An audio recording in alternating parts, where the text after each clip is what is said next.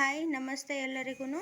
GPSTR ಪರೀಕ್ಷೆಯಲ್ಲಿ ಕೇಳುವಂತಹ 3 ಮತ್ತು 4 ಅಂಕದ ಪ್ರಶ್ನೆಗಳಿಗೆ ಮಾದರಿ ಉತ್ತರವನ್ನು ನಾನು ಬಿಡಿಸ್ತಾ ಹೋಗ್ತಾ ಇದ್ದೆ.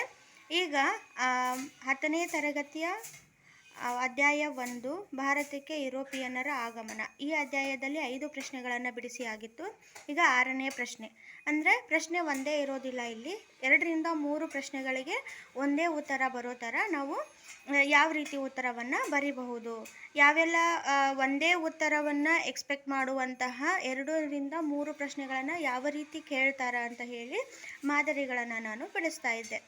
ಈಗ ನೇರವಾಗಿ ಪ್ರಶ್ನೆಗೆ ಹೋಗೋಣ. ಬಕ್ಸಾರ್ ಕದನಕ್ಕೆ ಕಾರಣಗಳೇನು?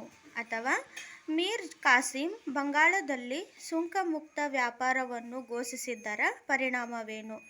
ಅಥವಾ ಬ್ರಿಟಿಷರು ಮೀರ್ ಕಾಸಿಂನನ್ನು ಬಂಗಾಳದ ನವಾಬ ಪದವಿಯಿಂದ ಪದಚ್ಯುತಿಗೊಳಿಸಲು ಕಾರಣವೇನು?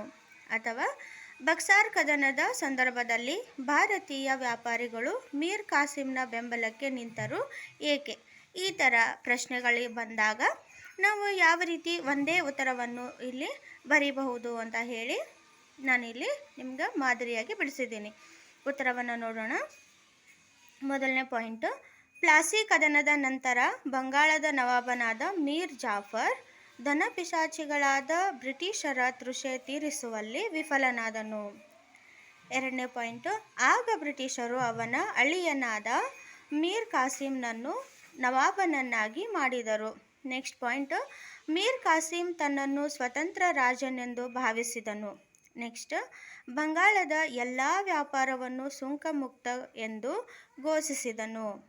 ನೆಕ್ಸ್ಟ್ ಪಾಯಿಂಟು, ಭಾರತೀಯರು ಸುಂಕವಿಲ್ಲದ ವ್ಯಾಪಾರ ನಡೆಸುವ ಮೂಲಕ ಬ್ರಿಟಿಷರೊಡನೆ ನೇರ ಸ್ಪರ್ಧೆಗಿಳಿದರು.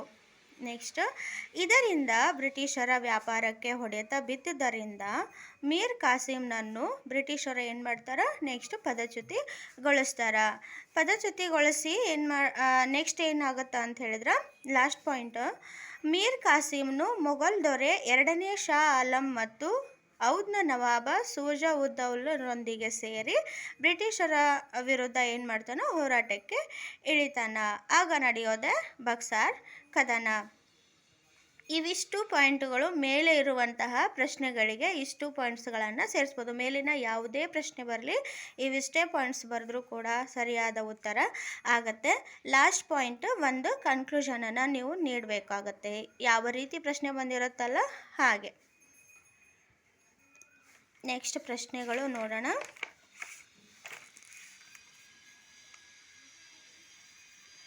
ಇಲ್ಲಿ ನೋಡ್ರಿ, ಬಕ್ಸಾರ್ ಕದನದ ಪರಿಣಾಮಗಳಾವುವು? ಅಥವಾ ಬಕ್ಸಾರ್ ಕದನವು ಬ್ರಿಟಿಷರಿಗೆ ಅನೇಕ ಸೌಲಭ್ಯಗಳನ್ನು ಪಡೆಯಲು ಸಹಾಯ ಮಾಡಿತು ಎಂಬುದನ್ನು ಸ್ಪಷ್ಟೀಕರಿಸಬೇಕು ಇಲ್ಲಿ. ನೆಕ್ಸ್ಟ್, ಬಕ್ಸಾರ್ ಕದನವು ಬ್ರಿಟಿಷ್ ಈಸ್ಟ್ ಇಂಡಿಯಾ ಕಂಪನಿಯ ಮೇಲೆ ಬೀರಿದ ಪರಿಣಾಮಗಳೇನು? ಅಥವಾ ಬಕ್ಸಾರ್ ಕದನವು ಬ್ರಿಟಿಷರನ್ನು ಬಂಗಾಳ, ಬಿಹಾರ ಮತ್ತು ಒರಿಸ್ಸಾದ ನಿಜವಾದ ಒಡೆಯರೆಂದು ದೃಢೀಕರಿಸಿತು ಹೇಗೆ? ಅಥವಾ ಬ್ರಿಟಿಷರು ಭಾರತದಲ್ಲಿ ರಾಜಕೀಯ ಪರಮಾಧಿಕಾರವನ್ನು ಸ್ಥಾಪಿಸಲು ಬಕ್ಸಾರ್ ಕದನವು ಸಹಕಾರಿಯಾಯಿತು ಹೇಗೆ? ಈ ಎಲ್ಲ ಪ್ರಶ್ನೆಗಳಿಗೆ ನಾವು ಯಾವೆಲ್ಲ ಕಾಮನ್ ಪಾಯಿಂಟ್ಸ್ಗಳನ್ನು ಬರಿಬಹುದು ಅಂತ ಹೇಳಿ ಈಗ ನೋಡೋಣ. ಫಸ್ಟ್, ಯುದ್ಧದಲ್ಲಿ ಮೀರ್ ಕಾಸಿಂನ ಮೈತ್ರಿ ಸೈನ್ಯವು ಬ್ರಿಟಿಷರ ವಿರುದ್ಧ ಸೋತಿತು. ಮೀರ್ ಕಾಸಿಂ ಏನು ಮೈತ್ರಿಯನ್ನು ಮಾಡ್ಕೊಂಡಿದ್ನಲ್ಲ ಶುಜಾ ಉದ್ ದೌಲನೊಂದಿಗೆ ಹಾಗೂ ಶಾ ಆಲಂನೊಂದಿಗೆ, ಆ ಮೈತ್ರಿಯ ಸೈನ್ಯ ಇಲ್ಲಿ ಬಕ್ಸಾರ್ ಕದನದಲ್ಲಿ ಸೋತು ಶರಣಾಗತಿಯನ್ನು ಹೊಂದುತ್ತೆ. ನೆಕ್ಸ್ಟ್ ಪಾಯಿಂಟು, 2ನೇ ಶಾ ಆಲಂ ಕಂಪನಿಗೆ ಬಂಗಾಳದ ಮೇಲಿನ ದಿವಾನಿ ಹಕ್ಕನ್ನು ನೀಡಿದನು. ನೆಕ್ಸ್ಟ್ ಪಾಯಿಂಟು, ಶಾ ಆಲಂ ವಾರ್ಷಿಕ 26 ಲಕ್ಷ ರೂಪಾಯಿಗಳಿಗೆ ಬಂಗಾಳದ ಮೇಲಿನ ತನ್ನ ಹಕ್ಕನ್ನೆಲ್ಲ ಬಿಟ್ಟುಕೊಟ್ಟನು. ನೆಕ್ಸ್ಟ್ ಪಾಯಿಂಟು, ಶುಜಾ ಉದ್ ದೌಲನು ಯುದ್ಧ ನಷ್ಟ ಪರಿಹಾರವಾಗಿ 5 ಲಕ್ಷ ರೂಪಾಯಿಗಳನ್ನು ಕಂಪನಿಗೆ ನೀಡಿದನು. ನೆಕ್ಸ್ಟ್ ಪಾಯಿಂಟ್, ಬ್ರಿಟಿಷರು ಮೀರ್ ಜಾಫರ್ ಮರಣ ಹೊಂದಿದ್ದರಿಂದ ಅವನ ಮಗನಿಗೆ ವಿಶ್ರಾಂತಿ ವೇತನವನ್ನು ನೀಡಿದರು. ಬಂಗಾಳದ ಆಡಳಿತವನ್ನು ಕಂಪನಿಯು ವಹಿಸಿಕೊಂಡಿತು. ಲಾಸ್ಟ್ ಪಾಯಿಂಟು, ಹೀಗೆ ಇಡೀ ಬಂಗಾಳದ ಎಲ್ಲ ಅಧಿಕಾರವನ್ನು ಬ್ರಿಟಿಷರು ತಮ್ಮತ್ತ ವಹಿಸ್ಕೊಂಡು ಏನು ಮಾಡ್ತಾರೆ ಅಂತ ಹೇಳಿದ್ರೆ 1765ರಲ್ಲಿ ರಾಬರ್ಟ್ ಕ್ಲೈವ್ ಬಂಗಾಳದಲ್ಲಿ ದ್ವಿಸರ್ಕಾರ ಪದ್ಧತಿಯನ್ನು ಜಾರಿಗೆ ತರುವ ಮೂಲಕ ಇಡೀ ನಮ್ಮ ಉತ್ತರ ಭಾರತದ ಆಲ್ಮೋಸ್ಟ್ ಎಲ್ಲ ಪ್ರದೇಶಗಳನ್ನು ಕೂಡ ಈ ಪ್ಲಾಸಿ ಮತ್ತು ಬಕ್ಸಾರ್ ಕದನಗಳ ಮೂಲಕ ಅವ್ರು ಏನು ಮಾಡ್ತಾರೆ ಅಂದ್ರೆ ತಮ್ಮ ವಶಕ್ಕೆ ತೆಗೆದುಕೊಳ್ತಾರೆ. ಇವಿಷ್ಟು ಪಾಯಿಂಟ್ಸ್ಗಳನ್ನು ಬರೆದ್ರೆ ಸಾಕು, ಮೇಲೆ ಇರುವಂತಹ ಎಲ್ಲ ಪ್ರಶ್ನೆಗಳಿಗೂ ಇದೇ ಉತ್ತರ ಆಗಿರುತ್ತೆ. ಇದೇ ರೀತಿ ಈ ಪ್ರಶ್ನೆಗಳನ್ನು ನಾನು ಪ್ರತಿದಿನ ಬಿಡಿಸ್ತಾ ಹೋಗ್ತೀನಿ. ವಿಡಿಯೋ ಇಷ್ಟ ಆದಲ್ಲಿ ಲೈಕ್ ಮಾಡಿ, ದಯವಿಟ್ಟು ನನ್ನ ಚಾನಲ್ನ ಸಬ್ಸ್ಕ್ರೈಬ್ ಮಾಡಿಕೊಂಡು ನೋಡಿ. Thank you.